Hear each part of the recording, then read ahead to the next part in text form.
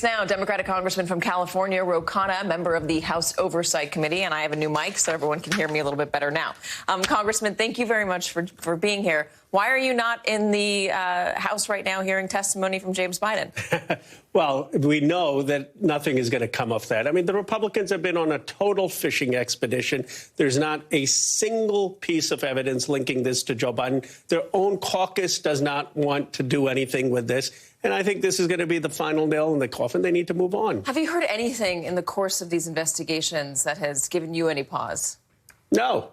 I mean, what's given me pause is that you have an oversight committee that should be working on how we lower prices for the American people, should be working on inflation, which the Republicans keep talking about, or the economy. But all they've been doing is taking political shots at the president. You've had their own witnesses say there's not a case for impeachment. You've had people testify who have done business with Hunter Biden and James Biden. They're Republican witnesses saying President Biden was not involved in any way. And then they have this big thing that President Biden gave a loan of $200,000 to James Biden. I said, I don't know if I'd ever give a $200,000 loan to my brother. It just speaks to this president's character. Yeah. He's a family person. And you're trying to take someone who is a human being, who's a caring father, who's a caring brother, and politicize that. Do you see them shutting this investigation down at any point, especially after the news that the key witness, their confidential human source with the great corroborating evidence that Jim Jordan said last month turns out, according to David Weiss, to be a liar? Turns out to be a liar, turns out to possibly allegedly have information coming from the Russians, who's going to jail. The only person who has been implicated in all of this is their actual witness. I mean, if that's not a reason to dismiss all of this, I don't know what is. So there's a lot coming up in the House. Spending bills are back in front of Congress again. They keep getting kicked down the road, so they're coming up soon. Do you expect there to be a deal in the House that puts this off for a year instead of another couple months or a couple weeks? I do. I do think that Mike Johnson wants to at least keep the government open. That's what he's done the last couple times this has come up. There was a deal, as you know, between McCarthy and Biden. I think we're going to end up in the same place, but we've had a lot of trauma for the country unnecessarily for 7 months. The president really wants the House to pass the Ukraine security bill. The bill that came from the Senate got stripped away of the immigration stuff, which was a big loss for anybody who was looking for immigration reform in this country. That's what they say.